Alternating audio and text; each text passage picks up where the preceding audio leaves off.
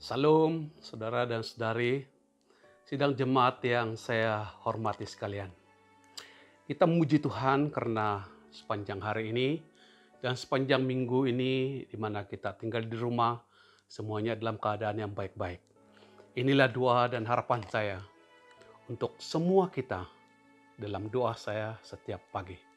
Saudara dan saudari yang saya hormati sekalian, mau atau tidak, hari-hari kita dikajar seolah-olah ada sesuatu yang sangat menakutkan di belakang kita. Dan itu sudah jadi kenyataan. Saban hari kita diberitahu dengan perkembangan dari masa ke masa, jangkitan COVID-19, dan beberapa orang meninggal di seluruh dunia. Dan selepas itu kita mendengar lagi bahwa ada sesuatu yang mungkin bakal terjadi dalam negara kita. Dan semua orang merasa takut, merasa gentar dengan keadaan ini. Tapi saudara-saudara yang saya hormati sekalian, kita sebagai orang yang percaya kepada Tuhan, kita sebenarnya takut pada satu perkara. Dan itu yang sangat-sangat menakutkan kita. Yaitu suatu kehidupan selepas kematian. Di dalam Alkitab berkata bahwa hidup kita adalah sementara. Kita akan berhadapan dengan begitu banyak cabaran, tapi semuanya itu sementara. Tapi satu perkara yang bersifat kekal adalah suatu kehidupan selepas kita tidak lagi di bumi ini. Saudara, di dalam Injil Matius 10 ayat 28, dan janganlah kamu takut kepada mereka yang dapat membunuh tubuh, tetapi yang tidak berkuasa membunuh jiwa. Takutlah terutama kepada Tuhan yang berkuasa membinasakan baik jiwa maupun tubuh di dalam neraka. Saudara dan saudari, kita akan berhadapan dengan satu kenyataan dalam kehidupan kita, yaitu artinya kematian. Tiada orang yang tidak mati, tiada orang yang tidak meninggal. Tapi satu perkara yang memberikan harapan kepada kita, saudara-saudaraku, bahwa kita mempunyai masa depan yang penuh harapan yang Tuhan sudah janjikan. Dan ini yang memberikan kita kekuatan. Karena itu yang sepatutnya memberikan kegusaran dan ketakutan, bukan yang bersifat sementara. Tapi ketakutan yang sepatutnya ada adalah satu ketakutan yang bersifat kekal.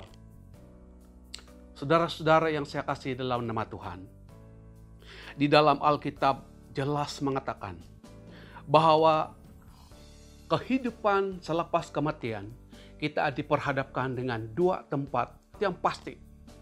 Yang pertamanya surga dan yang keduanya adalah neraka.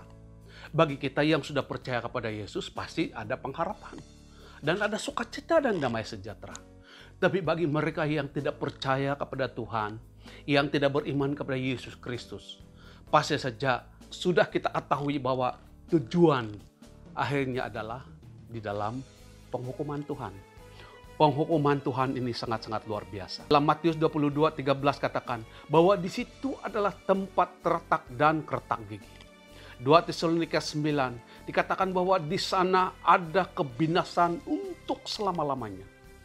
Dalam Matius 13 ayat 42 dikatakan bahwa di situ diumpama seperti dapur api.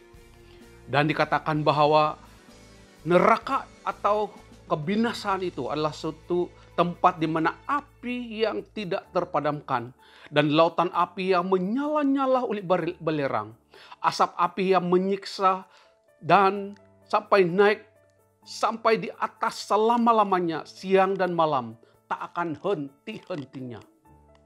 Ini adalah satu gambaran tentang neraka yang akan membinasakan. Saudara-saudara yang saya kasih dalam nama Tuhan, puji Tuhan karena kita percaya dan mentaati Tuhan, dan itu adalah harapan. Di mana semua kita, bahwa kita akan bertemu, kita akan masuk dalam kerajaan surga yang penuh dengan kekalan. Satu tanggung jawab yang harus dan patut dan perlu kita jiwahi sekarang ini adalah bagaimana kita mengasihi mereka yang di luar sana, yang belum percaya dan mengenal Yesus sebagai Tuhan dan Penyelamat.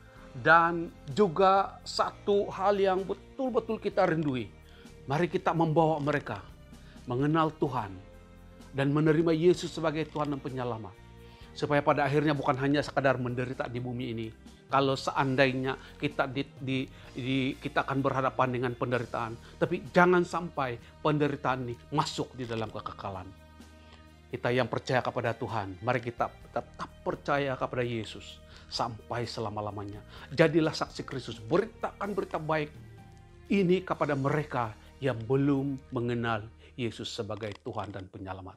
Mintalah jiwa setiap hari untuk diselamatkan bagi Yesus, dan beritakan pengharapan dan masa depan yang penuh harapan di dalam Yesus. Kiranya Tuhan memberkati Anda semua, dan kita semua diberkati dan dilindungi Tuhan dari sekarang dan sampai selama-lamanya. Amin.